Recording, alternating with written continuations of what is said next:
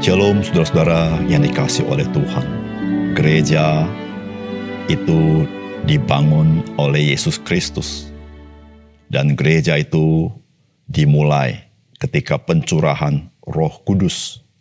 Dan saudara, gereja itu adalah bait Roh Kudus. Dan saudara, gereja itu adalah pekerjaan Allah.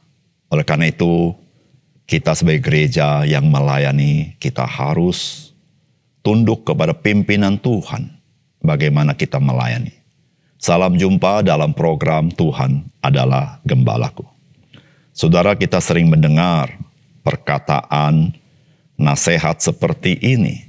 Jangan memperlakukan gereja seperti memperlakukan perusahaan. Saudara, tentu semua orang tahu bahwa gereja itu dan perusahaan itu berbeda. Gereja itu persekutuan orang-orang percaya. Dan misinya adalah pertumbuhan rohani, saling melayani, dan memberitakan Injil.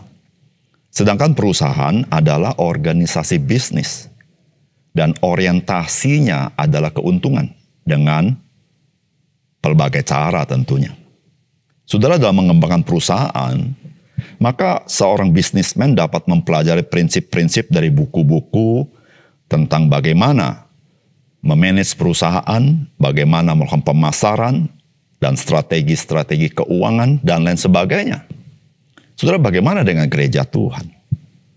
Saudara, gereja Tuhan hanya meneladani Yesus Kristus dan menuruti firman Tuhan. Saudara, apakah Tuhan Yesus memakai cara pemasaran yang pada umumnya, yang sifatnya hendak memikat keduniawian seseorang? Saudara, tidak sama sekali. Saudara, bagaimana pemasarannya? Karena dunia beroposisi dengan Injil. Apakah Tuhan Yesus memakai cara transaksional? Maksudnya, jika ikut Yesus akan mendapatkan fasilitas ini dan fasilitas itu. Saudara, tidak sama sekali bukan. Bahkan, Tuhan Yesus mengajarkan ikut Dia, engkau dan saya harus bayar harga. Tidak ada fasilitas apa-apa. Saudara, apakah Tuhan Yesus bermotivasi untuk semakin banyak yang ikut Dia dengan pelbagai cara, bahkan dengan janji-janji yang memuaskan telinga pendengarnya? Tidak sama sekali bukan. Bahkan Tuhan tanya kepada 12 muridnya apakah mereka mau meninggalkannya.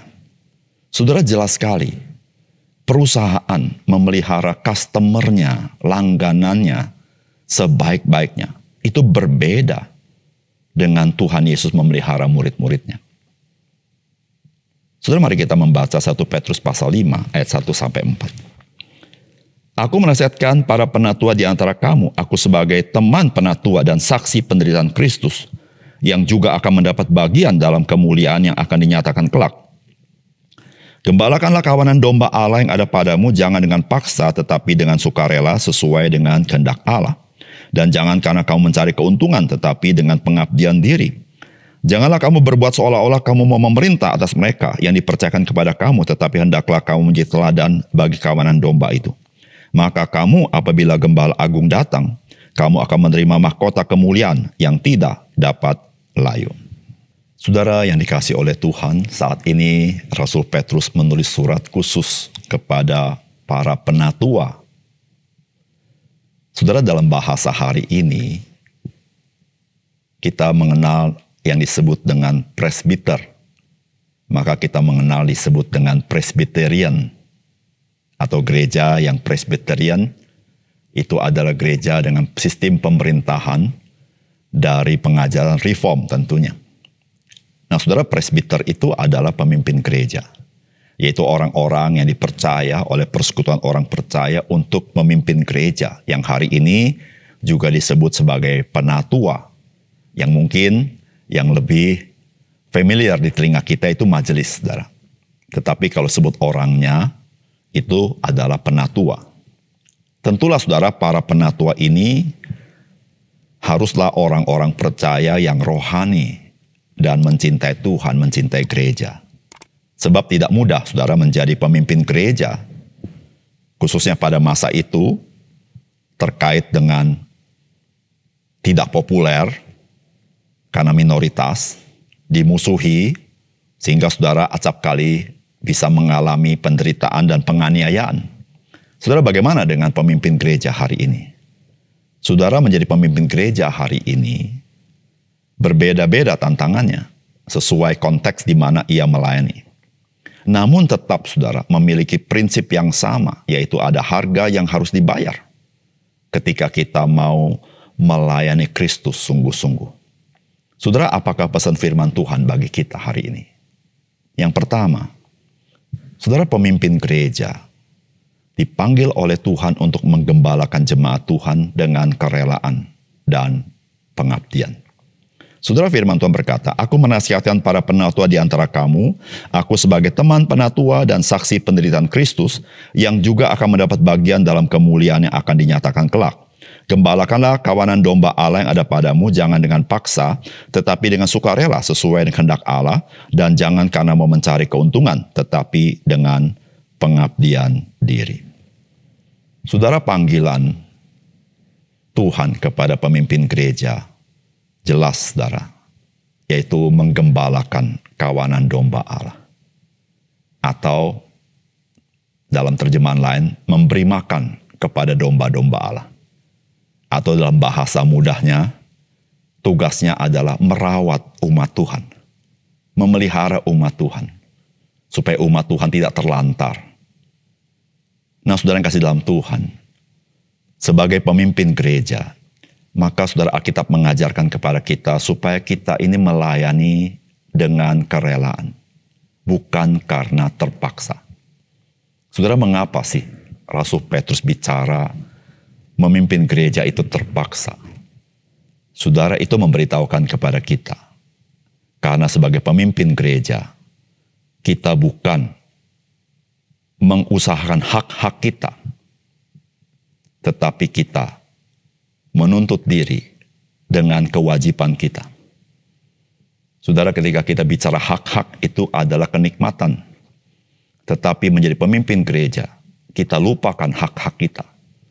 Tapi kita menaruh diri, mengingat panggilan kewajiban kita, saudara. Itu yang disebut dengan kita harus bayar harga. Disitulah, saudara, mengapa Rasul Petrus berkata, jangan terpaksa, tetapi dengan rela. Saudara, artinya menjadi pemimpin gereja, kita tidak sedang memikirkan diri kita sendiri. Kita memikirkan kebutuhan orang lain. Di situ, saudara, ada harga yang harus dibayar. Saudara, Alkitab mengatakan juga, kita harus melayani dengan pengabdian, dan lawannya adalah mencari keuntungan. Saudara, menjadi pemimpin gereja, saudara, mengapa begitu mulia di hadapan Tuhan? Karena saudara, menjadi pemimpin gereja itu adalah pengabdian. Saudara, bicara pengabdian itu, saudara, itu berbicara menyerahkan hidup kita. Dipakai oleh Tuhan, memelihara, merawat umat Tuhan. Tanpa memikirkan diri kita sendiri. Bahkan kalaupun rugi. Saudara, itulah saudara yang disebut dengan pengabdian. Dan itulah panggilan Tuhan bagi seluruh pemimpin gereja. Saudara, pemimpin gereja memang harus bayar harga. Tetapi saudara, pemimpin gereja itu dipanggil oleh Tuhan. Bukan karena ambisi pribadi.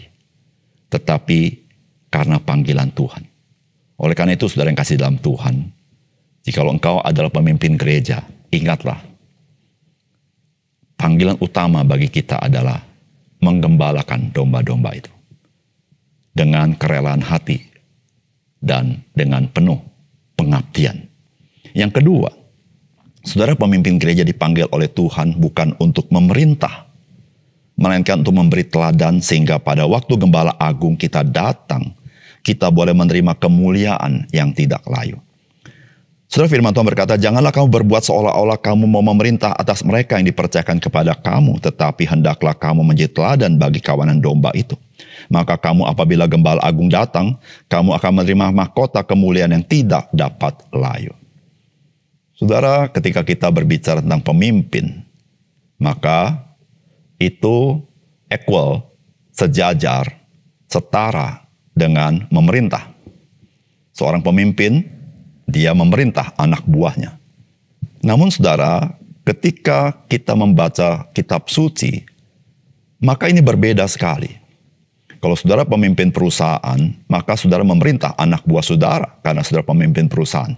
Bagaimana kalau saudara menjadi pemimpin gereja? Saudara, berapa banyak pemimpin gereja, dia memerintah. Saudara, Alkitab katakan, janganlah kamu berbuat seolah-olah kamu mau memerintah atas umat Tuhan. Saudara, inilah yang Tuhan ajarkan kepada kita. Tetapi hendaklah kamu menjadi teladan bagi kawanan domba itu. Saudara, orang-orang percaya, kenapa mereka melayani? Bukan karena diperintah oleh pemimpin gereja. Orang-orang Kristen melayani karena mereka dimotivasi oleh teladan pemimpin-pemimpin rohaninya yang merendahkan diri, melayani tanpa pamrih. Saudara, itu yang membuat orang Kristen terlibat dalam pekerjaan Tuhan, bukan karena diperintah. Saudara, disitulah saudara-saudara, seorang pemimpin gereja, ketika dia memberikan teladan, saudara, sesungguhnya dia semakin hari semakin serupa dengan Kristus. Dia bertumbuh dalam Tuhan. Disitulah saudara, Alkitab katakan ketika gembala agung itu datang, maka kamu akan menerima mahkota kemuliaan yang tidak dapat layu. Saudara, sebagai pemimpin gereja, saudara dan saya dipanggil untuk memberikan teladan kepada orang lain. Dan saudara, biarlah teladan itu yang memotivasi orang lain untuk setia ikut Tuhan, untuk hidup mengasihi, bahkan melayani satu sama lain. Saudara, itulah panggilan Tuhan kepada kita. Mari kita berdoa. Bapa surga, terima kasih untuk kebenaran firman-Mu. Biarlah firman-Mu menolong kami. Jikalau kami adalah pemimpin gereja, kami sadar akan panggilan kami adalah untuk menggembalakan domba-domba Allah, merawat, memelihara mereka dalam kasih, bukan karena mencari kepentingan keuntungan diri, tetapi dengan pengabdian, bukan dengan terpaksa, tetapi dengan kerelaan hati, bukan juga dengan memerintah, tapi memberikan teladan dalam kehidupan ini. Tuhan, terima kasih untuk firman Tuhan. Dalam nama Tuhan Yesus kami berdoa.